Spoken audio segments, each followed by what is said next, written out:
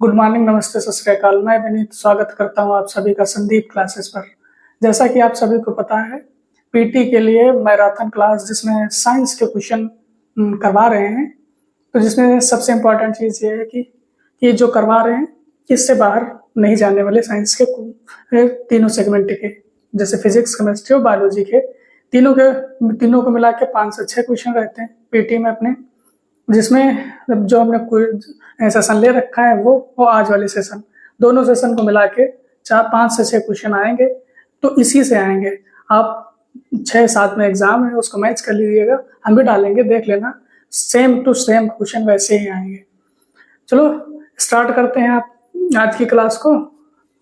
देखते हैं पहला क्वेश्चन क्या है। कल 150 तक हुए थे क्वेश्चन केमिस्ट्री के, तो आज वाला जो सेगमेंट है ये केमिस्ट्री का ही है। केमिस्ट्री का है जो 51 से स्टार्ट करेंगे। कल 50 हुए थे, 51 से स्टार्ट करेंगे। आज 51 से स्टार्ट करेंगे। ब्लीचिंग पाउडर किसे गुजार कर तैयार किया जाता है? तो ब्लीचिंग पाउडर जो तैयार किया जाता है बुझे हुए चूने से अगर क्लोरीन गुजारेंगे ना तब तो क्या ब्लीचिंग पाउडर बनेगा। अगर ब्लीचिंग पाउडर बनाना है तो बुझे हुए चूने पर क्लोरीन अगर डालेंगे तो ब्लीचिंग पाउडर का निर्माण होगा। पृथ्वी के गर्भ में दूसरा सबसे ज्यादा पाया जाने वाला धातु कौन सा है? अब देखो धातु पूछा है। अब देखो, अगर पृथ्वी पर पाया जाने वाला तत्व, पृथ्वी पर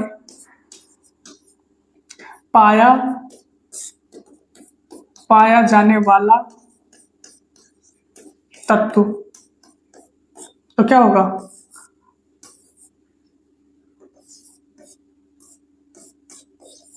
देखो, अगर तत्व की बात करेंगे तो क्या हो गया? एल्युमिनियम पहला और आयरन दूसरा। पहला कौन सा? पहले पे आपका एल्युमिनियम और दूसरे पे आयरन। ठीक, तो अगर तत्व की ये धातु हो गया। धातु अगर तत्व सबसे ज्यादा पूछेगा पृथ्वी पर कौन सा, तो ऑक्सीजन। कौन सा? ऑक्सीजन पाया जाएगा पृथ्वी पर। तो क्या कह रहा है? पृथ्वी के गर्भ में दूसरा सबसे ज्यादा पाया जाने वाला, तो दूसरा पूछ रहा ना, तो दूसरा कौन सा होगा? आयरन होगा, Fe होगा। पहला कौन सा? अगर पहला पूछता तो एल्युमिनियम होता, तो दूसरा पूछ रहा तो Fe मतलब लोहा होगा। लोहे की इस्पात में बदलने के लिए कौन सी धातु मिलाई जाती है? तो लोहे की इस्पात में बदलने के लिए धातु जो मिलाई जाती है तो निकल मिलाया जाता है। स्टेनलेस स्टील तैयार करने के लिए क्या करते हैं हम क्रोमियम की उस पे क्रोमियम की पेंट लगा देते हैं, क्रोमियम की पेंट चढ़ा देते हैं। तो स्टेनलेस स्टील बना लेते हैं क्रोमियम के पेंट चढ़ाकर, ताकि उसमें क्रोजन ना लगे, क्रोजन रेजिस्टेंस हो जाता है वो। नेक्स्ट देखते हैं, अयस्क को जंग लगने से रोकने के लिए कौन सी प्रक्रिया लाभकारी नहीं है?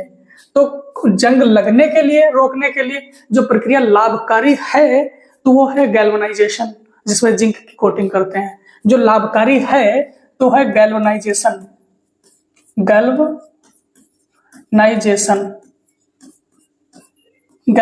करेंगे क्या? जिंक की कोटिंग करते हैं, Zn, जिंक की कोटिंग करेंगे। जिंक या फिर जस्ता की कोटिंग करेंगे। और जो इसमें कह रहा लाभकारी नहीं है, तो नहीं का होगा जो नहीं लाभकारी नहीं होगा तो अनिलन। किस पदार्थ के लगाने से कटे स्थान से रक्त का बहना रुक जाता है? तो फेरिक क्लोराइड या फिर फिटकरी।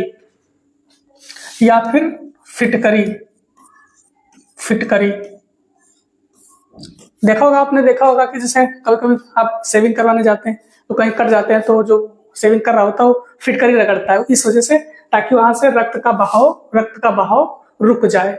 तो फेरिक क्लोराइड इस्तेमाल करेंगे, फेरिक क्लोराइड या फिर फिटकरी यूज करेंगे। नेक्स्ट है हरा थोथा किस रासायनिक पदार्थ का प्रचलित नाम है? तो फेरस सल्फेट का नाम है। मानव शरीर में तांबा धातु की मात्रा की वृद्धि होने से कौन सी बीमारी हो जाएगी? तो कौन सी विल्सन बीमारी होगी? किससे? अगर मानव शरीर में तांबा धातु की मात्रा वृद्धि हो जाएगी, अगर तांबा धातु की मात्रा की वृद्धि होगी तांबे की, तो विल्सन बीमारी होगी, विल्सन डिसीज होगी। वाटर टैंकों में शैवाल को नष्ट करने के लिए किस रसायन का प्रयोग किया जाता है? तो अगर वाटर टैंक में शैवाल को नष्ट करना है तो क्या करेंगे? कॉपर मिला देंगे, उसमें कॉपर मिला देंगे। देखते हैं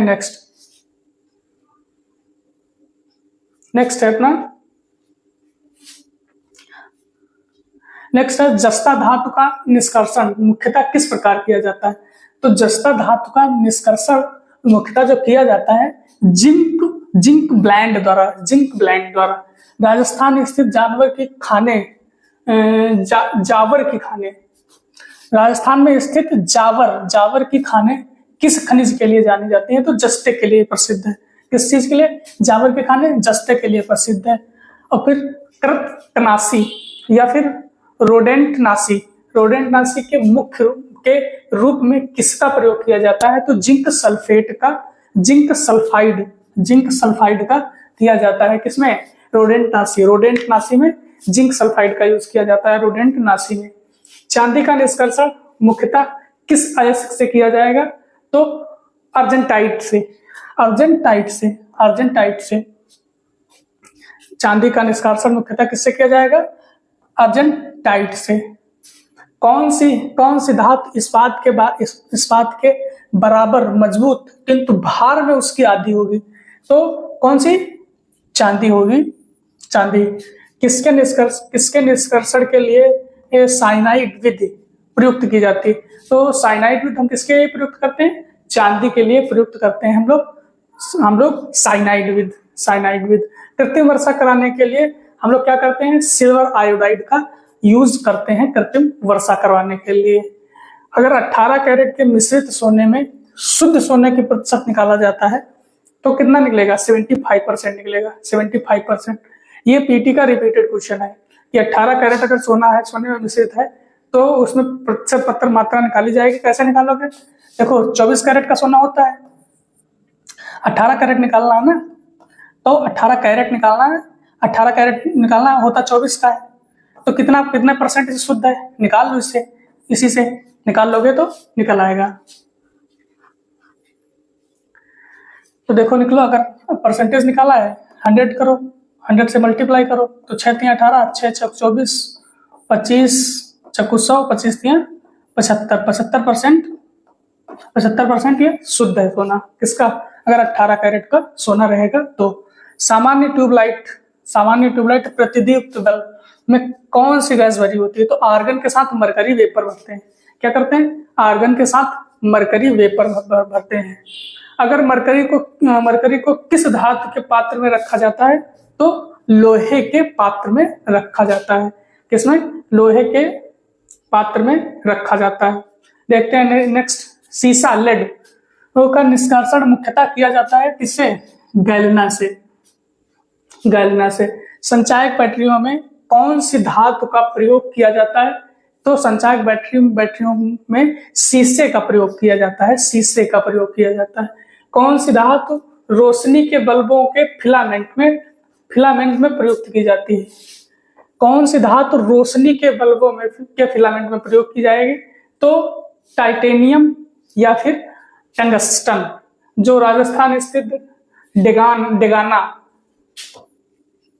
डेगाना किसके उत्पादन के लिए प्रसिद्ध है? तो डेगाना टंगस्टन के लिए प्रसिद्ध है। डेगाना टंगस्टन के लिए प्रसिद्ध है। डेगाना है कहाँ? राजस्थान में है। किस धातु का गलनांक इतना कम है कि वह हाथ में ही पिघल जाता है? तो कौन है? गैलियम। कौन सी धातु अर्धचालक की भांति ट्रांजिस्टर में प्रयुक्त होती है? तो जर्मेनियम। सिलिकॉन और जर्मेनियम जो किसमें प्रयुक्त होता है? ट्रांजिस्टर में। ये क्या है? अर्धचालक है। नाभिकीय रिएक्टरों में न्यूट्रॉन नियंत्रक के रूप में क्या प्रयोग किया जाता है? तो कैडमियम और बोरान की छड़ें यूज की जाती हैं। कैडमियम और बोरान की छड़ें की ये किस चीज के लिए यूज करती है? न्यूट्रॉन को नियंत्रित करने के लिए। इसका क्वेश्चन एक और पूछेगा। जो मंदक के रूप में यूज किया जाता है इसमें नाभिकीय रिएक्टर में मंदक के रूप में, मंदक के रूप में किसे यूज करेंगे, किसे यूज करते हैं? तो किससे करेंगे? तो number 1 D2O deuterium oxide, number 2 graphite, graphite.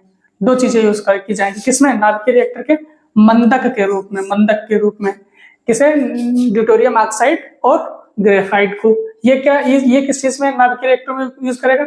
Neutron नियंत्रक पूछेगा तो न्यूट्रॉन नियंत्रक को बोरान और कैडमियम यूज करेंगे।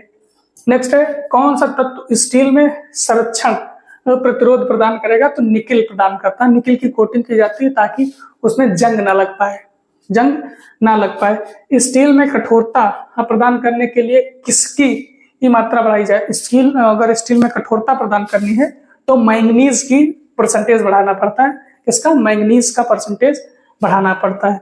देखते हैं नेक्स्ट है अपना, किस रेडियोधर्मी तत्व की किरणों का कैंसर, जानते हो आप कोबाल्ट का यूज होता है कैंसर का। कैंसर में किसका यूज होगा? कोबाल्ट का। कोबाल्ट। अगर नाभिकीय रिएक्टर में ईंधन के रूप में तो यूरेनियम यूज की जाएगी। अगर नाभिकीय ऊर्जा प्राप्त करने के लिए किस तत्व का प्रयोग किया जाएगा? तो यूरेनियम का प्रयोग किया जाएगा। अगर नागासाकी पर संयुक्त राज्य अमेरिका द्वारा गिराए गए ये परमाणु बम किसका प्रयोग किया था? तो किसका? प्लूटोनियम। प्लूटोनियम। अभी नागासाकी पे गिराया कब गया था? तो 9 अगस्त को, 9 अगस्त। अगर हिरोशिमा की बात करेगा, हिरोशिमा, तो इस पे कब गिराया गया था? 6 अगस्त। इसका ये डेट भी पूछ लेता है कभी कभी। आतिशबाजी में हरा रंग जो होगा तो बेरियम के कारण, लाल रंग जो होगा स्ट्रेंसियम के कारण होगा, और जो सफेद रंग होगा वो मैग्नीशियम के कारण होगा। फिर क्या पूछ रहा है? उर्वरकों के निर्माण में कौन सा तत्व प्रयोग में लाया जाता है? तो पोटेशियम लाया जाएगा। कौन सा लाया जाएगा? पोटेशियम लाया जाएगा। प्याज लहसुन में गंध जो होगी तो सल्फर का एजेंट होता, पोटेशियम के कारण आएगी। किसकी? अगर गंध की बात करेगी तो किससे? पोटेशियम की वजह से गंध आएगी। अगर एक रेडियोधर्मी तत्व जिसके भारतवर्ष में बड़े भंडारण है तो थोरियम कहाँ पाया जाएगा? थोरियम भारत में कहाँ पाया जाएगा? तो केरला में पाया जाएगा। किस धातु को प्राप्त करने हेतु बॉक्साइट अयस्क है? तो एल्युमिनियम का जो अयस्क होगा तो क्या होगा? बॉक्साइट होगा। एल्युमिनियम का अयस्क कौन सा होगा? बॉक्साइट होगा। एल्युमिनियम का अयस्क बॉक्साइट होगा। नेक्स्ट देखो, फिटकरी को इंग्लिश में क्या कहेंगे? एलम बोलेंगे। गंदले पानी को वो किस प्रक्रिया द्वारा? स्कंदन या कोगुलेशन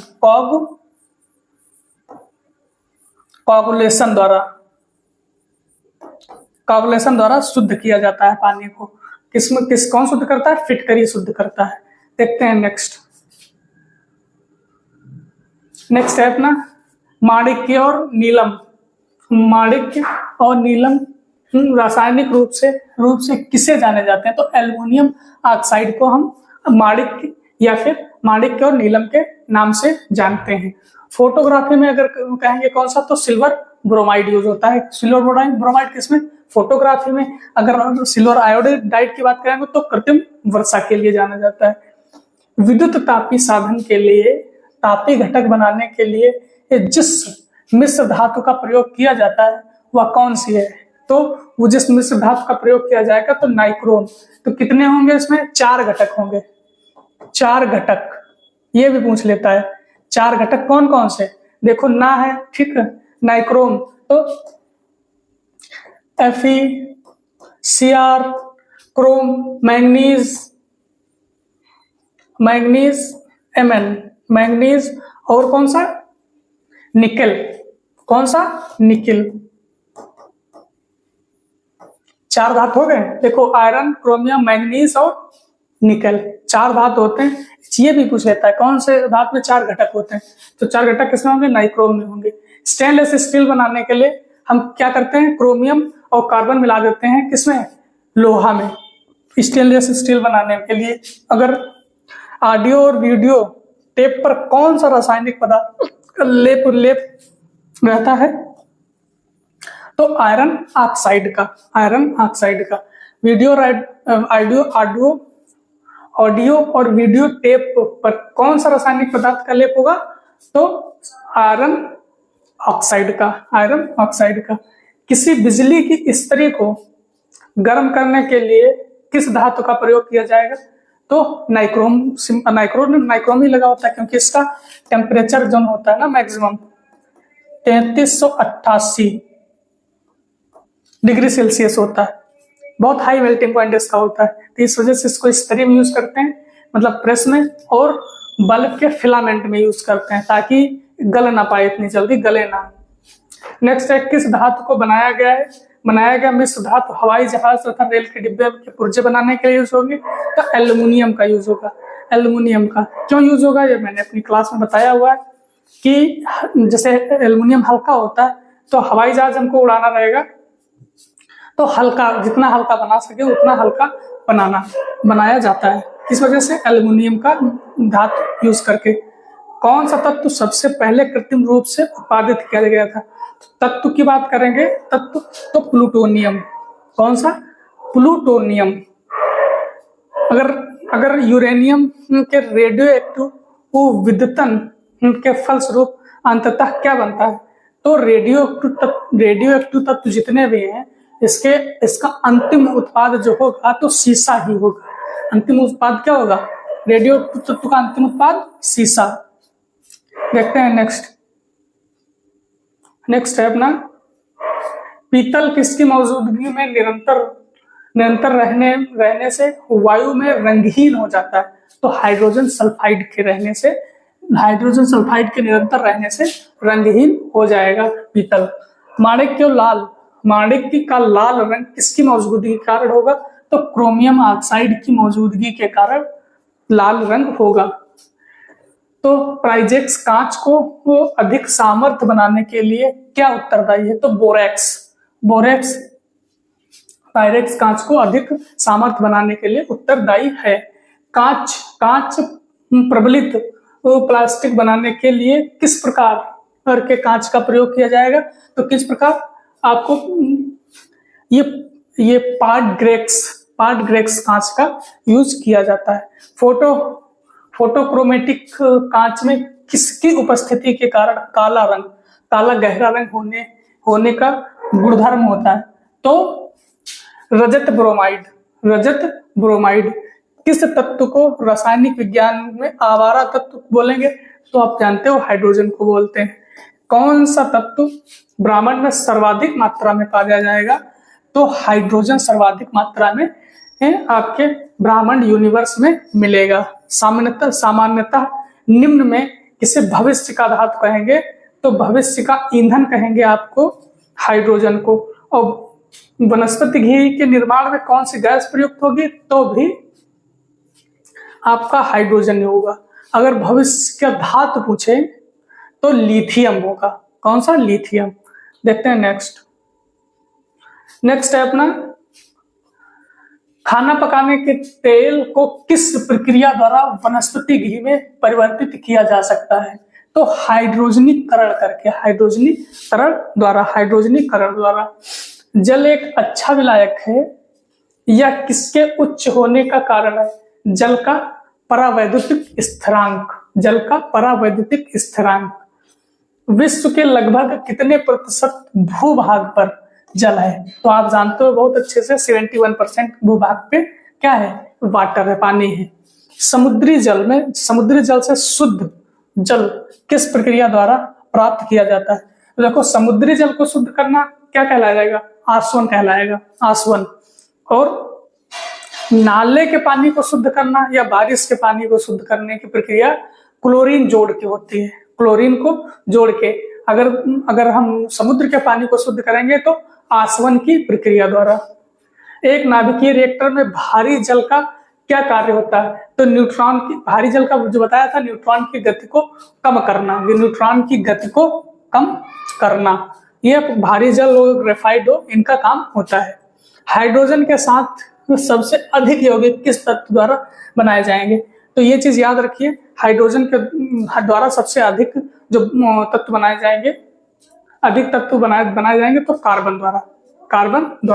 भारी मशीनों में स्नेहक या लुब्रिकेंट, अगर किसको यूज किया जाएगा? ग्रेफाइट को। तो इसको बोलते हैं, कभी कभी बोल देते हैं कि ड्राई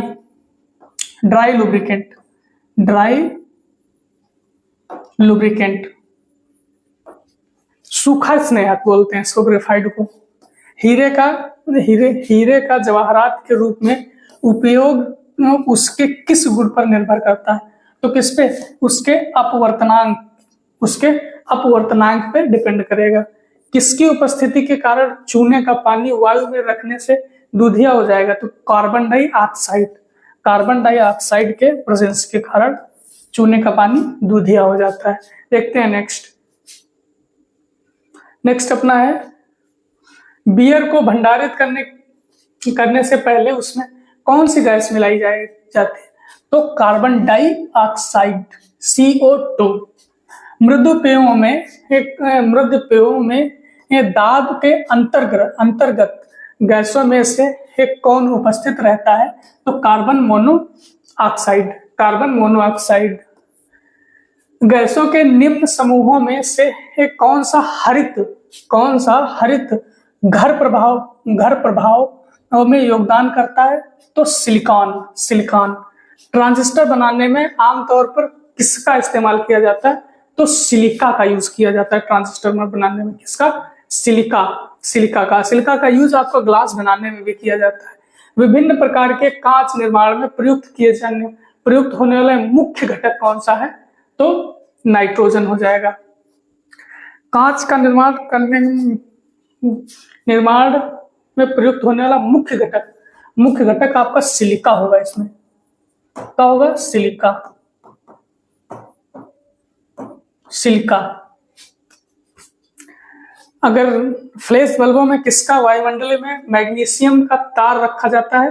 तो किसका? नाइट्रोजन। बढ़ते हुए पौधों को किस तत्व की सबसे अधिक मात्रा में आवश्यकता होगी? तो नाइट्रोजन। किसकी? नाइट्रोजन ऑक्साइड की।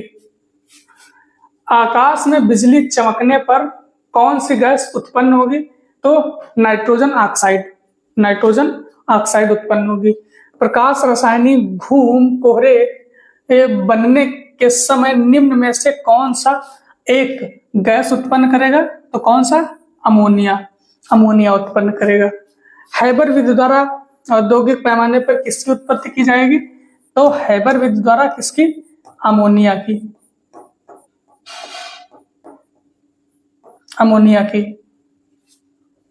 देखते हैं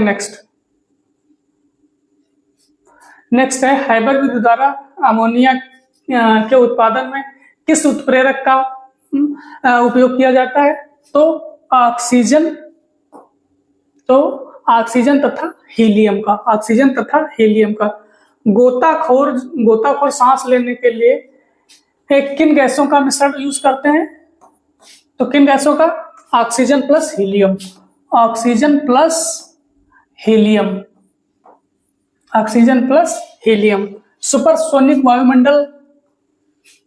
सुपरसोनिक वायुमंडल समताप मंडल में किस पदार्थ विसर्जित करते हैं? तो ये जो कौन सा पदार्थ अगर विसर्जित करने की बात करेंगे, वायुमंडल में किस पराबैंगनी का अवशोषण करती है? तो पराबैंगनी किरणों से। तो ये जो उत्सर्जित करेंगे ना, तो नॉक्स गैसें होती हैं, वो उत्सर्जित करते हैं। वायुमंडल में कौन सी गैस पराबैंगनी किरणों का अवशोषण करती है? तो ये ओजोन होगी। ओजोन जो होगी ना, O3, ये आपकी पराबैंगनी किरणों को अवशोषित करेगी। पृथ्वी की सतह के ऊपर ओजोन परत किससे बचाव प्रदान करती है? तो किससे? अल्ट्रावायलेट किरणों से बचाव प्रदान करती है। गंधक के कितने परमाणु आपस में जुड़कर गंधक के वलय है जैसी संरचना बनाते हैं? तो 8 जैसे संरचना बनाते हैं। वायु में किसकी अधिकता होने पर पेड़ों की पत्तियां काली हो जाएंगी? तो सल्फर ऑक्साइड की होकर गिर जाएंगे, तो सल्फर डाइऑक्साइड होगा। सल्फर डाइऑक्साइड की अधिकता होने से पत्तियां गिर जाएंगी।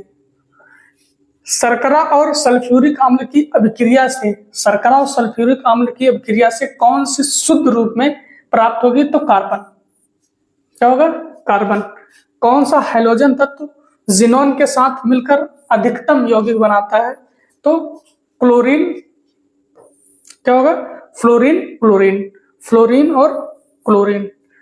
किस हैलोजन सदस्य का उपयोग कीटाणुनाशक में किसका करेंगे? हीलियम का। देखते हैं नेक्स्ट है अपना वायुमंडल के टायरों में भरने में किस गैस का प्रयोग किया जाता है? वायुयान के टायरों में जो भरते हैं तो नाइट्रोजन भरेंगे। क्या भरेंगे? नाइट्रोजन भरेंगे। हीलियम को छोड़कर अन्य सभी अक्रिय गैसों की बाह्यतम कक्षा में कितने इलेक्ट्रॉन होंगे? 8 होंगे। 8 इलेक्ट्रॉन होंगे।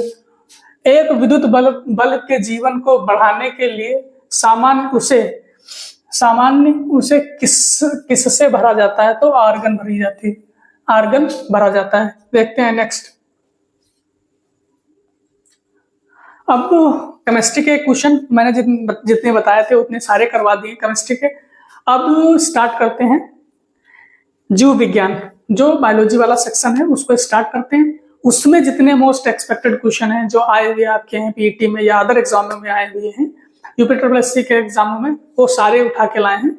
सारे बहुत इंपॉर्टेंट। आप अगर इतना करके चले जाते हो तो आपके 5 जो क्वेश्चन आएंगे तो गलत नहीं होंगे, अगर आप 3-4 बार इनको करके जाते हो अच्छे से। तो स्टार्ट करते हैं अपना बायोलॉजी। तो बायोलॉजी का पहला क्वेश्चन है कि बॉटनी शब्द की उत्पत्ति किस भाषा में हुई? तो बॉटनी शब्द की जो उत्पत्ति है तो ये हुई ग्रीक वर्ड में। किसमें? ग्रीक में। अब क्या चिकित्सा शास्त्र की अगर विद्यार्थियों को किसकी शपथ दिलाई जाती है? तो डॉक्टर हिप्पोक्रेट्स की। जो एमबीबीएस रहते हैं डॉक्टर्स लोग, तो उनको किसकी शपथ दिलाई जाती है? तो डॉक्टर हिप्पोक्रेट्स की। अब पर्यावरण का अध्ययन जीव विज्ञान की किस शाखा में किया जाएगा? तो पारिस्थितिकी विज्ञान में किया जाएगा। किसमें? पारिस्थितिकी विज्ञान में किया जाएगा। नाइट्रोजन स्थिरीकरण में लेग हीमोग्लोबिन का क्या कार्य है? तो हीमोग्लोबिन का कार्य क्या है? ऑक्सीजन का परिवहन करना, ऑक्सीजन का अवशोषण करना। लेग हीमोग्लोबिन कहा है। लेग हीमोग्लोबिन का काम होगा ऑक्सीजन का अवशोषण करना। अगर हीमोग्लोबिन का काम कहेगा तो हीमोग्लोबिन का काम रहेगा ऑक्सीजन का परिवहन करना। मृदा में धान की पैदावार बढ़ाने वाला मुक्त जीवाणु कौन सा है? तो कौन सा होगा? एनादीना। बहुत याद रखिएगा इसको। तो मृदा में धान की पैदावार बढ़ाने वाला मुक्त ये जीवाणु होगा एनादीना। जंतुओं में होने वाली फूट एंड माउथ, फूट मतलब पैरों में और मुंह में, इसको खुरपका और मुंहपका रोग भी बोलते हैं। रोग किसके कारण से होगा? तो वायरस के कारण होगा। विषाणु वायरस के कारण होता है मुंहपका और खुरपका रोग। हाइड्रा की सीवी कोशिकाओं में कौन सा सहजीवी शैवाल मिलेगा? तो क्या मिलेगा? यूक्लोरेला मिलेगा। नेक्स्ट है डबल रोटी के निर्माण में किस कवक का प्रयोग किया जाएगा? तो किसका यूज किया जाएगा? सैक्रोमाइसेस का प्रयोग किया जाएगा डबल रोटी के निर्माण में। जो कवक यूज होगा तो कौन सा? माइसिस का यूज किया जाएगा। देखते हैं नेक्स्ट है पेड़ों की छालों पर उगने वाले लाइकेन को क्या कहेंगे? जो पेड़ों की जो टहनियां रहती, पेड़ों की जो शाखाएं रहती, उस पे उगने वाले लाइकेन को क्या कहेंगे? उस पे उगने वाले लाइकेन को कार्टिकोल्स बोलेंगे। कार्टिकोल्स बोलेंगे। खाली चट्टानों पर उगने वाले लाइकेन को सैक्सिकोल्स कहते हैं। जापान में लोग किस लाइकेन को सब्जी के रूप में खाते हैं? तो किस लाइकेन को? एंडोकार्पन।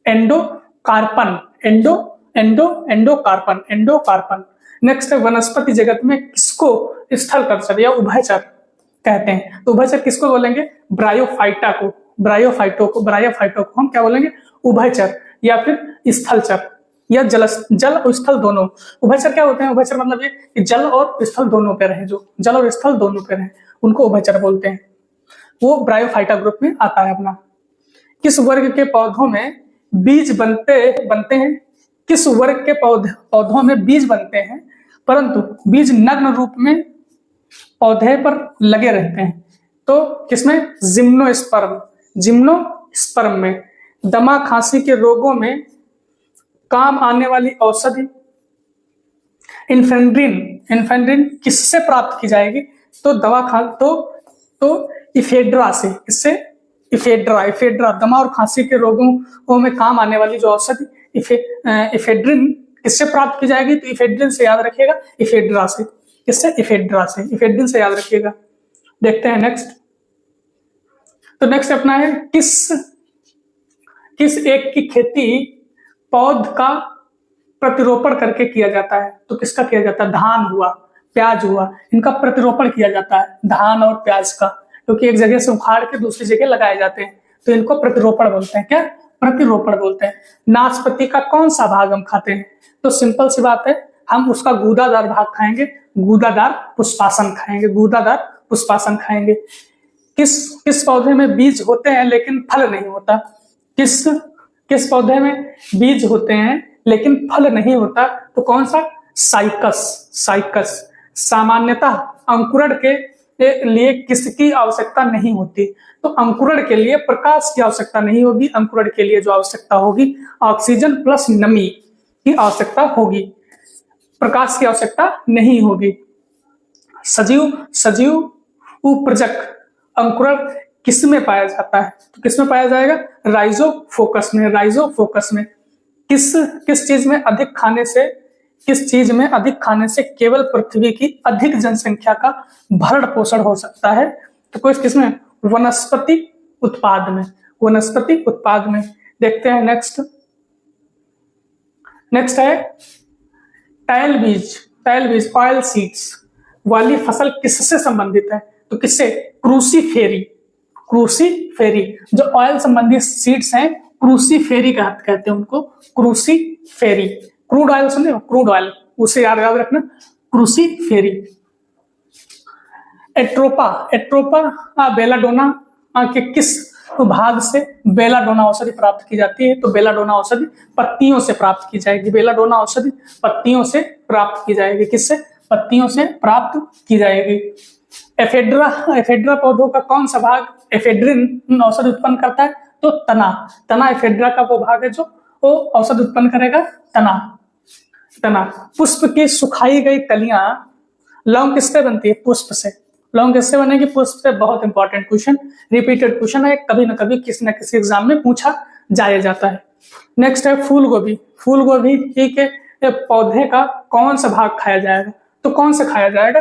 पुष्प वाला भाग। उसको जो फूली रहती है, पुष्पक उसका होता है, वो फूली होता है जो खाया जाता है, तो पुष्प क्रम वाला भाग खाया जाएगा। टर्मरिक हल्दी चूर्ण टर्मरिक पौधे के किस भाग से प्राप्त की जाएगी? तो किससे? शुष्क प्रकंदन से। सामान्यतः प्रयोग में आने वाला मसाला लौंग कहां से प्राप्त की जाती है? पुष्प से। फूल की कली या पुष्प से। देखते हैं नेक्स्ट है अपना किस फसल में एजोला एनाबीना जैव उर्वरक का प्रयोग किया जाता है? तो एजोला और बिना जैव उर्वरक का प्रयोग हम धान की खेती चावल में करते हैं। ये चलगोजा निम्न में से किस एक प्रजाति के बीज होता है, बीज से प्राप्त होता है? तो पाइन के पौधों की वृद्धि के लिए कितने आवश्यक तत्वों की जरूरत होती है? तो 16 तत्वों की आवश्यकता होती है पौधों की वृद्धि के लिए 16 तत्वों की आवश्यकता होती है। खैरा रोग धान में होता है, जो किसकी कमी से होगा? जस्ते की कमी से होगा। बहुत इंपॉर्टेंट क्वेश्चन है। खैरा रोग धान में होगा, जस्ते की कमी से होगा। बहुत इंपॉर्टेंट क्वेश्चन ये है। फूल गोभी का विटेल रोग किस तत्व की कमी से होगा? तो नाइट्रोजन ऑक्साइड की कमी। तो फूल गोभी का विटेल रोग। नेक्स्ट है ऊर्जा रूपांतरणों में से किसके के द्वारा प्रकाश संश्लेषण की क्रिया संपादित होती है? तो ऊर्जा रूपांतरण में से किसके द्वारा प्रकाश संश्लेषण की क्रिया प्रतिपादित होगी? तो किससे होगी? प्रकाश से रासायनिक ऊर्जा, जो पत्तियां भोजन बनाएंगी प्रकाश के प्रेजेंस में। प्रकाश संश्लेषण में हरे पौधे द्वारा कौन सी गैस छोड़ी जाएगी? तो आप सभी को पता है कौन सी? ऑक्सीजन, जो हम लोग लेते हैं। जो हम लोग कार्बन डाइऑक्साइड छोड़ते हैं तो कौन लेता है? पेड़ पौधे लेंगे। नेक्स्ट है किस पादप हार्मोन के छिड़काव से अनिषेक फल प्राप्त किए जा सकते हैं? तो ऑक्सिन। प्रकाशानुवर्ती ये संचलन किसके द्वारा नियंत्रित किया जाता है? तो ऑक्सिन एक हार्मोन होता है जो पेड़ पौधों में वृद्धि करता है। वृद्धि हार्मोन होता है पेड़ पौधों का जो वृद्धि हार्मोन कहेंगे तो कौन सा? ऑक्सिन होगा। ऑक्सिन। पादप वृद्धि की अनुमापन के साथ किस भारतीय वैज्ञानिक का नाम जुड़ा है? तो जेसी बोस का नाम जुड़ा है। जेसी बोस का। किस पेड़ को अपनी वृद्धि के लिए सर्वाधिक मात्रा में जल की आवश्यकता होती है? तो यूकेलिप्टस, जिसको आप लिप्टिस बोलते हो, यूकेलिप्टस को सबसे ज्यादा किसकी आवश्यकता होती है? जल की बहुत इसको जरूरत होती है। इसी वजह से तो कहते हैं कि लिप्टिस ना लगाओ, पानी बहुत खींचती। तो लिप्टिस को पानी की आवश्यकता बहुत होती है। नेक्स्ट है पेड़ों की पत्तियों में पाया जाने वाला हरा पदार्थ क्या कहलाएगा? तो क्लोरोफिल। हरा क्या कहलाएगा? क्लोरोफिल कहलाएगा। पादप रोगों का सबसे उत्तरदायी कारक कौन सा होगा? पादप में जो सबसे उत्तरदायी कारक होगा तो फफूंदी। नेक्स्ट है हरित वाली रोग किस फसल से संबंधित है? तो बाजरा से संबंधित है आपको हरित वाली। टिक्का रोग मूंगफली में होगा। धान का प्रसिद्ध रोग खैरा जस्ते की कमी के कारण होगा। चावल में लाल रस्ट रोग किसके कारण होगा? तो हरे शैवाल चाय में लाल रस्ट रोग किसके कारण होगा? तो हरे शैवाल के कारण चाय में रस्ट रोग होगा। देखते हैं नेक्स्ट है फसलों पर आक्रमण करने की कीट की प्रायः कौन सी अवस्था? तो कैटरपिलर। कौन सा जीवित ऊतक उच्च वर्गीय पौधों में जैव पोषक वाहक का कार्य करता है। जैव पोषक वाहक का कार्य करेगा तो फ्लोएम क्या करेगा? उसके पोषक तत्वों को जैव पोषक तत्वों का ट्रांसपोर्टेशन करता है। अगर जाइलम की बात करेंगे तो जल का परिवहन करेगा। अगर खनिज लवणों के संचालन में जाइलम काम करेगा, ये बच्चे को पता है। एक वृक्ष की आयु का पता लगाने के लिए क्या करेंगे? उनकी जो वलय होती हैं उनको गिना जाता है। वार्षिक वलयों को गिनने से वृक्ष की आयु का पता लगाया जाता है। संवहनीय पौधों में पानी ऊपर किससे जाएगा? तो जाइलम से जाएगा। जाइलम टिश्यू से। जीन शब्द का प्रतिपादन जॉनसन ने किया था। बार खैरा मैक्लिटांक किस पौधे का कार्य के लिए प्रसिद्ध है? तो मक्का के लिए। किसके? मक्का के लिए। सन 1959 में कृत्रिम रूप से डीएनए को संश्लेषित करने हेतु नोबेल पुरस्कार किसने जीता था? तो कार्ल वर्ग ने। किसके द्वारा आनुवंशिकता के विज्ञान को आनुवंशिकी कहा जाता है? तो किसके? वाटसन। सेल्स किस जीव वैज्ञानिक का सर्वप्रथम दिया था? तो रॉबर्ट हुक। सेल्स नाम किस वैज्ञानिक ने सर्वप्रथम दिया था? तो रॉबर्ट हुक ने। देखते हैं नेक्स्ट है अपना, कौन सी रचना जंतु कोशिका को वनस्पति कोशिका में विभेदित करती है? तो सेंट्रिओल। कौन? सेंट्रिओल। कौन सा? सेंट्रिओल। कोशिका में राइबोसोम की अनुपस्थिति में निम्न में से कौन सा कार्य संपादित नहीं होगा? तो अनुपस्थित में अगर राइबोसोम अनुपस्थित होगा तो प्रोटीन का संश्लेषण नहीं होगा, क्योंकि आपका राइबोसोम को क्या कहते हैं? प्रोटीन की फैक्ट्री बोलते हैं, प्रोटीन की फैक्ट्री। यदि माइटोकॉन्ड्रिया काम करना बंद कर दे तो कोशिका में कौन सा कार्य नहीं होगा? तो माइटोकॉन्ड्रिया को क्या कहते हैं? पावर हाउस बोलते हैं। तो भोजन का ऑक्सीकरण नहीं हो पाएगा। कोशिका का ऊर्जाग्रह या पावर हाउस किसको बोलेंगे? माइटोकॉन्ड्रिया को। किसकी उपस्थिति के कारण किसी पादप कोशिका और पशु कोशिका में अंतर पाया जाता है? तो किसकी?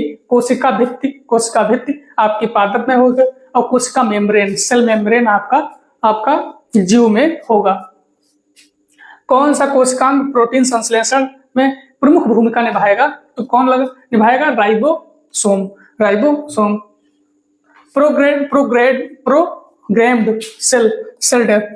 प्रोग्राम्ड सेल डेथ का कोशिकीय एवं आणविक नियंत्रण क्या कहलाता है?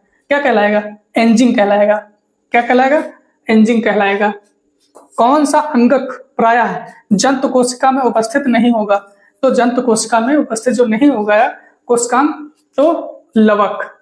कौन सा अंगक प्रायः जंतु कोशिका में उपस्थित नहीं होगा? तो जंतु कोशिका में लवक क्यों उपस्थित होगा? जंतु किस में होगा? प्लांट में होगा। देखते हैं नेक्स्ट है जीवद्रव्य शब्द का सर्वप्रथम प्रयोग किसने किया था? जीवद्रव्य का तो पुरकिंजे साहब ने। किसने? पुरकिंजे साहब ने। जीवद्रव्य जीवन का भौतिक आधार है या किसका अर्थ है? या अर्थ है हेक्सले का। डीएनए का दोहरे लिक्स प्रारूप, डबल हेलिक्स मॉडल पहली बार किसने दिया था? वाटसन एंड क्रिक साहब ने डबल हेलिक्स मॉडल दिया था। किसका? डीएनए का। न्यूक्लियस की खोज के लिए किसको जानते हैं? ब्राउन साहब को न्यूक्लियस की खोज के लिए जानते हैं। कोशिकीय व आणविक जीव विज्ञान केंद्र कहाँ है? तो आपका हैदराबाद में है, जो तेलंगाना राज्य में है। पारिस्थितिकी शब्द सर्वप्रथम प्रतिपादित किसने किया था? तो पारिस्थितिकी शब्द की बात करेंगे तो रीटर ने सबसे पहले प्रतिपादित किया था पारिस्थितिकी शब्द को। देखते हैं नेक्स्ट है अपना, मुख्यतः मैंग्रोव वाले ज्वारीय वन कहाँ पाए जाएंगे? तो सुंदरबन डेल्टा कहाँ? पश्चिम बंगाल में मैंग्रोव वन पाए जाएंगे। यदि संसार के सभी पौधे मर जाएं तो किसकी कमी के कारण सभी जंतु मर जाएंगे? किसकी कमी के कारण? भाई ऑक्सीजन सबके लिए इंपॉर्टेंट है, चाहे जंतु हो, चाहे पौधे हो, चाहे मनुष्य हो, सबके लिए ऑक्सीजन इंपॉर्टेंट है। एक दूसरे पे तो सारे लोग डिपेंडेंट हैं। खाद्य श्रृंखला में से अभिप्राय है इनमें ऐसे किसके द्वारा ऊर्जा अंतरण होता है? तो एक जीव से दूसरे जीव के ऊर्जा का अगर पिरामिड पूछा तो हमेशा कैसा होगा? सीधा होगा, वो ऊपर की तरफ होगा। पारिस्थितिकी संतुलन बनाए रखने के लिए भारत में वन क्षेत्र कितने अनुपात में होना चाहिए? तो कितना होना चाहिए? लगभग 33% होना चाहिए, ताकि पारिस्थितिकी संतुलन बना रहे। तो कितना होना चाहिए? 33% होना चाहिए।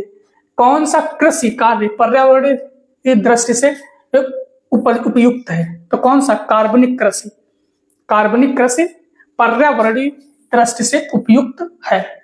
भारत में पारिस्थितिकी संतुलन का कौन सा एक प्रमुख कारण है? कौन सा? वनों की कटाई से पारिस्थितिकी तंत्र का जो बैलेंस है वो बिगड़ता है। देखते हैं नेक्स्ट है, वह वर्णक जो वनस्पति को पराबैंगनी किरणों के के दुष्प्रभाव से बचाता है वह कौन सा होगा? फाइकोसाइनिन। फाइकोसाइनिन पारिस्थितिकी तंत्र में तत्वों का चक्रण को क्या कहेंगे? जैव भू रासायनिक चक्र। जैव भू रासायनिक चक्र, जैव भू रासायनिक चक्र बोलेंगे। भारत में धारणीय विकास के दृष्टिकोण से विद्युत उत्पाद का सबसे अच्छा स्रोत कौन सा होगा? तो सबसे अच्छा स्रोत जल विद्युत होगा। भारत में पारिस्थितिकी असंतुलन का कौन सा एक प्रमुख कारण है? तो वनों की कटाई, वनोन्मूलन।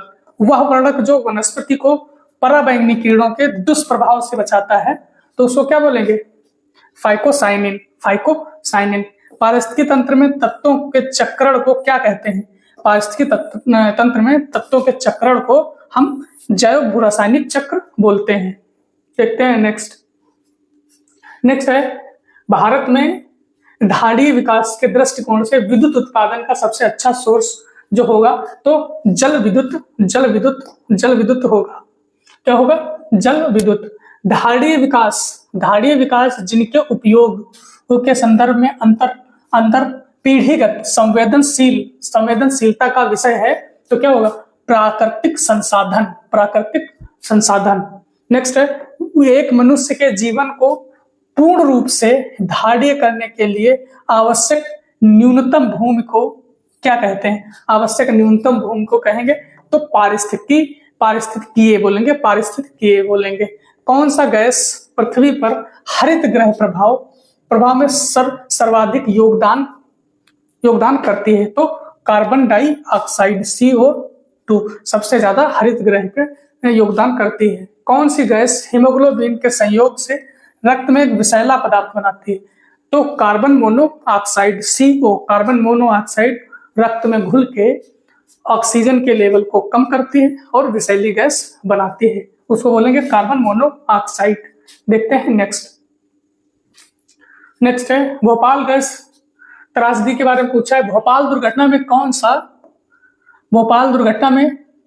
कौन सी गैस का रिसाव हुआ था? तो मिथाइल आइसोसाइनाइड का हुआ था। मिथाइल आइसोसाइनाइड का 1984 में 1984 में अगर कंपनी का नाम पूछेंगे तो यूनियन कार्बाइड कंपनी थी। यूनियन कार्बाइड जो बनाती क्या थी? जो पेस्टिसाइड बनाती थी, जो हम लोग फसल में दवा डालते हैं घास वास मरने की या अदर जैसे कीड़ों की, तो उसकी दवा बनाती थी, पेस्टिसाइड। नेक्स्ट है किस वायु प्रदूषक के कारण मनुष्य में तंत्रिका तंत्र संबंधित रोग पैदा होता है? तो लेड की वजह से तंत्रिका रोग होगा। अगर इटाई तो कैडमियम से, अगर चेचक तो वेरियोला वायरस से या पारा से। ऊर्जा के किस रूप में प्रदूषण की समस्या नहीं होती? तो आप सोलर का यूज करिएगा, प्रदूषण की कोई भी समस्या नहीं होगी सोलर से। वायुमंडल में जिस ओजोन छिद्र का पता लगाया गया वह कहाँ स्थित है? सबको पता है, अंटार्कटिका के ऊपर स्थित है। प्रदूषकों के रूप में फिनोलिक्स को गंदे पानी से किसका प्रयोग करके निकाला जा सकता है? तो किसका? बहुलक अधिशोषक का। देखते हैं नेक्स्ट है सबसे खराब वायु प्रदूषण उत्पन्न करने वाला पदार्थ कौन सा होगा? तो कार्बन डाइऑक्साइड। भूमिगत जल के प्रभाव के साथ नीचे की ओर बहने वाला प्रदूषकों को क्या कहेंगे? तो निच्छालक बोलेंगे। निच्छालक। अस्थियों का अध्ययन जानते हो? ऑस्टियोलॉजी। हड्डियों का अध्ययन क्या बोलेंगे? ऑस्टियोलॉजी। अगर पक्षी का अध्ययन ऑर्थनोलॉजी। सांपों का अध्ययन सर्पेंटोलॉजी। अगर मछली के अध्ययन को पिस्सीकल्चर बोलेंगे, मछली की खेती को। अगर अंगूर की खेती को तो बोलेंगे, अंगूर की खेती को क्या बोलेंगे? विटीकल्चर। ये सारी चीजें याद रखना। पेलियोंटोलॉजी के अंतर्गत किसका है? जीवाश्म का।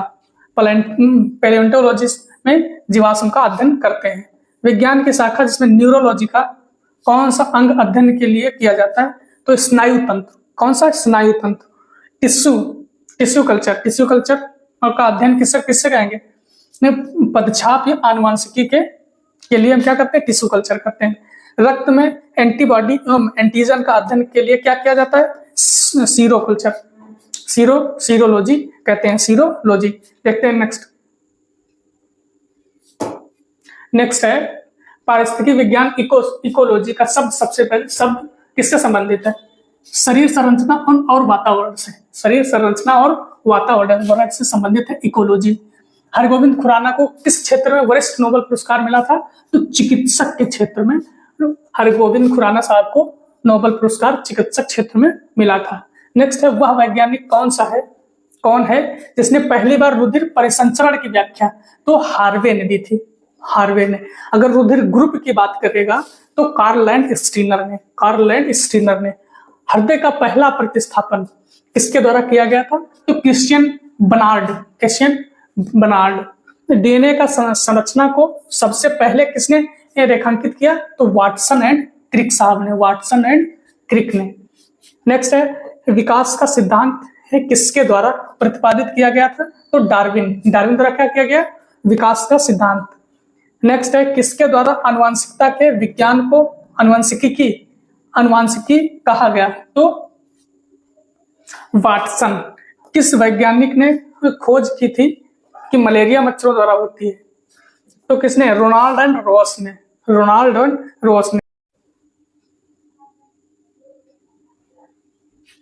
देखते हैं नेक्स्ट क्वेश्चन अपना था कौन सा था, हिस्टोलॉजी शब्द का सर्वप्रथम प्रयोग किसने किया था, तो हिस्टोलॉजी का सबसे पहले प्रयोग मेयर साहब ने किया था। देखते हैं नेक्स्ट है अपना, किस प्रकार के ऊतक शरीर की सुरक्षा कवच का कार्य करते हैं, तो तंत्रिका ऊतक सबसे सुरक्षा ऊतक का काम करते हैं बॉडी में। संवेदना का चालन शरीर के एक भाग से दूसरे भाग में किसके द्वारा किया जाता है, तो तंत्र के द्वारा किया जाता है। जन्म के बाद मानव के किस ऊतक में कोई कोशिका विभाजन नहीं होता है, तो उसका प्रतिपादन किसने किया था, वाटसन एंड क्रिक ने।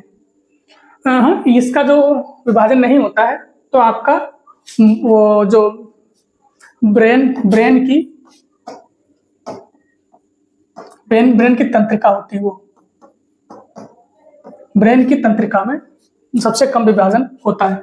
जो डबल हेलिक्स मॉडल दिया था, तो वाटसन एंड क्रिक साहब ने दिया था। किसने, वाटसन एंड क्रिक ने दिया था। माता पिता के गुणसूत्र उनकी संतानों में किसके द्वारा स्थानांतरित होते हैं, तो उनके गुणसूत्र द्वारा,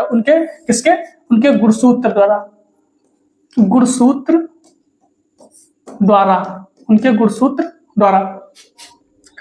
मानव नवजात शिशु के लिंग का निर्धारण वंशागत हुए गुणसूत्र द्वारा किसके द्वारा किया जाएगा, तो पिता के गुणसूत्र द्वारा। किसे, पिता का जो लिंग का निर्धारण किया जाता है पिता के गुणसूत्र के द्वारा, पिता के गुणसूत्र द्वारा। एक सामान्य मानव शुक्राणुओं में ऑटोसोम्स की संख्या कितनी होती है, तो ऑटोसोम्स की संख्या 22 जोड़ी होगी। कितनी, 22 जोड़ी होगी। देखते हैं नेक्स्ट है एक वर्णांध पुरुष का विवाह दूसरे वर्णांध पुरुष के साथ सामान्य पुत्री से हुआ, तो वह संतानों में क्या होगा, तो आधे पुत्र वर्णांध होंगे, उसके आधे पुत्र वर्णांध जरूर होंगे। डीएनए अंगुली छाप का प्रयोग किसके पहचान के लिए किया जाता है, तो जो चोरी होते हैं उनके पहचान के लिए किया जाता है। मलेरिया का परजीवी वाहक प्रोटोजोआ होता है, सभी को पता है प्रोटोजोआ होता है। पेचिस या अमीबाइसिस के लिए हिस्टोलिटिका कहाँ पाया जाएगा, एंटी अमीबा में। किसमें, एंट अमीबा में। चिपटे कृमियों या फ्लैट वार्म्स को किस संघ के अंतर्गत रखा जाता है, तो प्लेटी हेमेंथलीज। फीता क्रम वार्म किस संघ में रखे जाएंगे, तो वो निमेथेलिमथीज। गोल क्रम किस सूत्र को किस संघ में रखा जाएगा, तो केचुआ। गोल होता है केचुआ, इस वजह से फेरिटिमा फेरिटिमा पोस्थनुमा निम्न में से किसका वैज्ञानिक नाम है? तो किसका नाम होगा? डायटम का वैज्ञानिक नाम है क्या? फेरिटिमा और पोस्थुमा। किस समूह के जीवों का डूबने से हुई मृत्यु का पता लगाने में महत्व है? तो मकड़ी का। किस समूह के जीवों का डूबने से हुई मृत्यु का पता लगाने में महत्व है? तो मकड़ी का। देखते हैं नेक्स्ट है, किस एक प्रकार के जीव में वह घटना पाई जाती है जिसमें मादा मैथुनोपरांत नर को मार देती है? तो इसमें आंसर होगा गंबूसिया। तो इसमें गंबूसिया क्या होगा? गंबूसिया।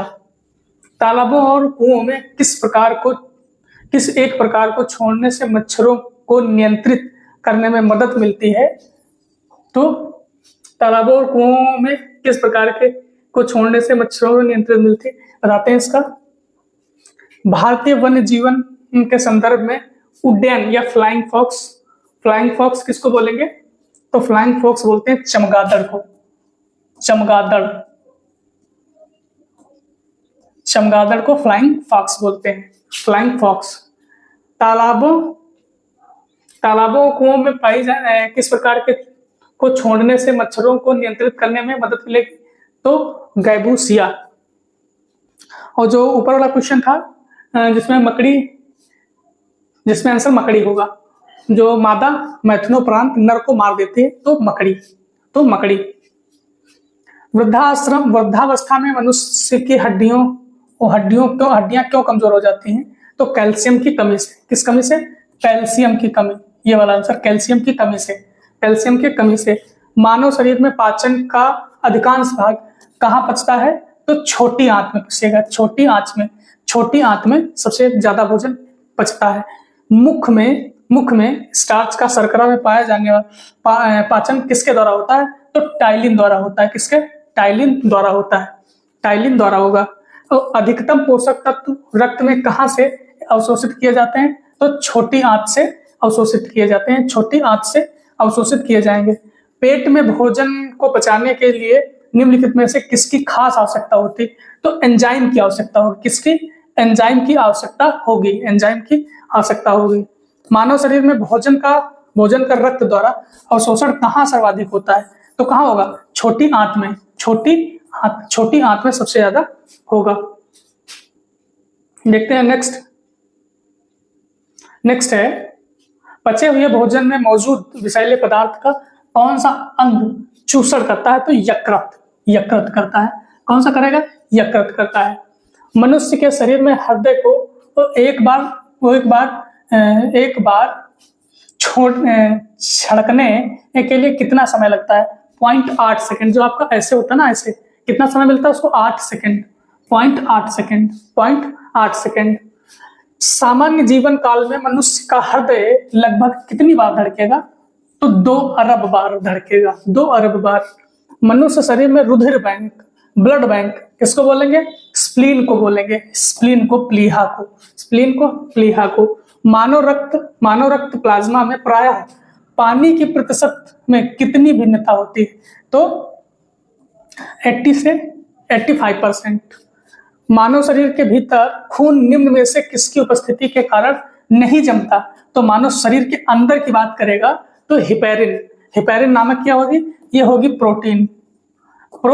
ये होती है एक प्रोटीन। हिपेरिन नामक प्रोटीन होती जो शरीर के अंदर खून नहीं जमता है। रुधिर के प्लाज्मा में किसके द्वारा एंटीबॉडी निर्मित होती है? तो लिम्फोसाइट द्वारा। किससे? लिम्फोसाइट द्वारा, लिम्फ द्वारा। लाल रक्त कणिकाएं आरबीसी किस नाम से जानी जाती है? तो एरिथ्रोसाइट द्वारा। मनुष्य की लाल रक्त कोशिकाओं का जीवन काल कितना होगा? 120 डेज। 120 दिन होगा। लाल रुधिर कणिकाओं का उत्पादन कहाँ होगा? अस्थि मज्जा में होगा। देखते हैं नेक्स्ट है, मनुष्य के रक्त में श्वेत रुधिर कणिकाओं को कौन सी किस्म अधिक होती है? तो न्यूट्रोफिल्स सबसे ज्यादा होती है WBC में। न्यूट्रोफिल्स। मानव शरीर की किन कोशिकाओं में सबसे कम पुनर्योजन शक्ति होती है, तो मस्तिष्क की कोशिकाओं में सबसे कम पुनर्जन्म वृद्धि या शक्ति पुनर्जन्म शक्ति होगी। सबसे कम वृद्धि ये आपकी मस्तिष्क की कोशिकाएं करती हैं। गर्भाशय में ये विकसित हो रहे भ्रूण को किस संरचना द्वारा पोषण मिलता है? तो प्लेसेंटा से मिलता है। कहां से? प्लेसेंटा से मिलेगा। गर्भाशय में शिशु के विकास की जानकारी है तो किसका प्रयोग किया जाता है? तो अल्ट्रासाउंड किया जाता है उनका, तो शिशु की जानकारी मिलती है। भ्रूण के विकास के लिए किस अंग के द्वारा खाद्य पूर्ति होती है? तो आपका प्लेसेंटा या बीजांडासन। गाय और भैंस के थनों में दूध उतारने के लिए किस हार्मोन की सुई लगाई जाती थी पहले, अब भी लगाई जाती है? तो ऑक्सीटोसिन। थायराइड ग्रंथ से थायरॉक्सिन स्रावित करने के लिए उत्तेजित करने वाला अंतःस्रावी हार्मोन कौन सा होगा? तो कौन सा होगा? TSH। मानव शरीर की कौन सी ग्रंथि एक साथ अंतःस्रावी तथा बहिस्रावी दोनों का काम करेगी? तो आपका अग्नाशय काम करेगा, पेनक्रियाज काम करेंगी दोनों। देखते हैं नेक्स्ट है किस अम्ल के मांसपेशियों में जमा होने के कारण मनुष्य को थकान महसूस होगी? तो लैक्टिक एसिड। किससे? Lactic acid. मनुष्य के आंसू में कौन सा एंजाइम होता है जिससे जीवाणु मर जाते हैं? तो लाइजोजाइम। तो कौन सा होगा? लाइजोजाइम होगा। किस प्रक्रिया द्वारा श्वसन के दौरान गैसें रुधिर में प्रवेश करती हैं फिर उसे छोड़ती हैं? तो कौन सी प्रक्रिया है? परासरण प्रक्रिया है। परासरण। आंख के रेटिना के परंपरागत कैमरा के किस भाग से तुलना की जा सकती है? तो किससे करेंगे तुलना? फिल्म से करेंगे। अधिक कठोर शक्तिशाली कार्य के पश्चात मांसपेशियों में थकान का अनुभव होता है किसके कारण? आपके ग्लूकोज के अवक्षय या फिर लैक्टिक एसिड के कारण। मानव शरीर में रक्त का थक्का किस विटामिन से बनता है? तो आपका विटामिन के है। विटामिन के। हृदय की धड़कन को नियंत्रित करने के लिए कौन सा खनिज आवश्यक है? तो हृदय की धड़कन को नियंत्रित करने के लिए जो आवश्यक तत्व है तो पोटेशियम है। पोटेशियम। उपास्थि तथा हड्डियों के निर्माण और संपोषण आवश्यक तत्व होता है तो कौन सा? कैल्शियम होगा। आपकी हड्डी की मजबूती के लिए कैल्शियम और फास्फोरस होंगे। देखते हैं नेक्स्ट। तो आपके ये 500 क्वेश्चन कंप्लीट होते हैं। 500 क्वेश्चन जो पीटी में साइंस 5 नंबर की आएगी, इससे बाहर आने वाली नहीं है। ये 2 क्लासों में हमने कंप्लीट किए हैं। दोनों क्लास को मल्टीपल टाइम जब आपको टाइम मिले तब मल्टीपल 2 की स्पीड में 1.5 की स्पीड में देखिएगा और ज्यादा से ज्यादा तक इनको लिखने की कोशिश नहीं करिएगा, सुनने की कोशिश करिएगा। जो हम कह रहे हैं उसको टैकल करने दीजिए, वो चीजें समझिए, अपने आप चीजें समझ में आएंगी। दोस्तों को शेयर करिए, चैनल को सब्सक्राइब करिए और क्लास को लाइक करिएगा। Thank you.